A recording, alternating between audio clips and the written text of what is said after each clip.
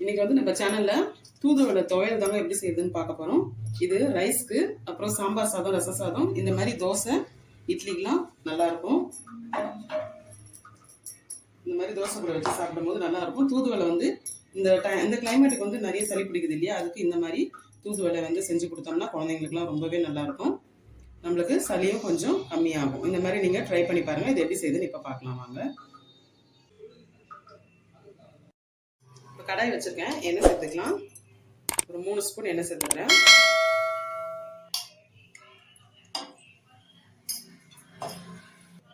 இப்போ இதில் 3 table spoon உளுத்தம் பருப்பு சேர்த்துக்கலாம்.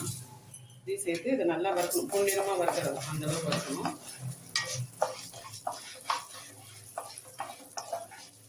இப்போ இது நல்லா செவந்தோடனே காஞ்ச மிளகா சேர்த்துக்கலாம். நான் இன்னைக்கு 8 மிளகாய் சேர்த்துருக்கேன். உங்களுக்கு காரம் எந்த அளவுக்கு வேணுமோ அந்த அளவுக்கு சேர்த்துக்கோங்க. இப்போ இதையும் இந்த லைட்டாக இதோட வறுத்து எடுத்துடலாம். இப்போ இது கூட ஒரு துண்டு இஞ்சி சேர்த்துக்கலாம். சேர்த்து இதையும் வறுத்துருங்க. இது கூட ஒரு கைப்பிடி அளவு தூதுவளை எடுத்திருக்கேன். இது நல்லா க்ளீன் பண்ணி எடுத்து வச்சுக்கோங்க. இதை சேர்த்துக்கலாம். இதில் முள் இருக்கும், அதனால கொஞ்சம் கேர்ஃபுல்லாக செய்யுங்க. இப்போ இது கூடவே ஒரு கைப்பிடி அளவு கருவேப்பிலையும் எடுத்துருக்கேன். இது ஆப்ஷனல் தான், நீங்கள் வேணால் தூதுவளை மட்டும் யூஸ் பண்ணிக்கலாம், இல்லாட்டி நீங்கள் கருவேப்பிலை கூட சேர்த்துக்கலாம். நான் இன்னைக்கு கருவேப்பிலையும் கொஞ்சம் சேர்த்து செய்கிறேன். இது எல்லாத்தையும் நல்லா வதக்கணும். இதெல்லாம் நல்லா வதக்கியாச்சு.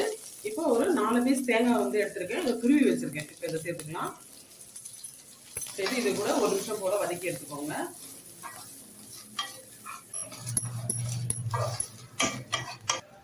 இது கூட தேவையான அளவு உப்பு சேர்த்துக்கலாம்.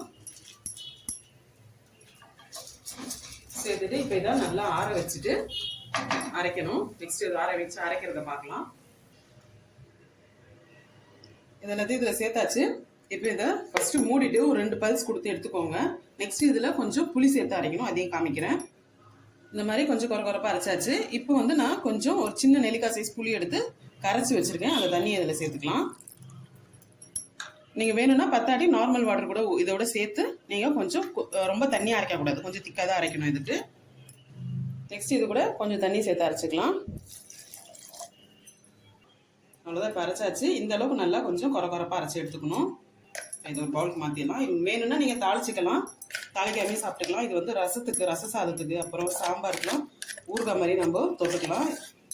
இட்லி தோசைக்கு வந்து இன்னும் சூப்பராகவே இருக்கும். ட்ரை பண்ணி பாருங்கள், நல்லாயிருக்கும்.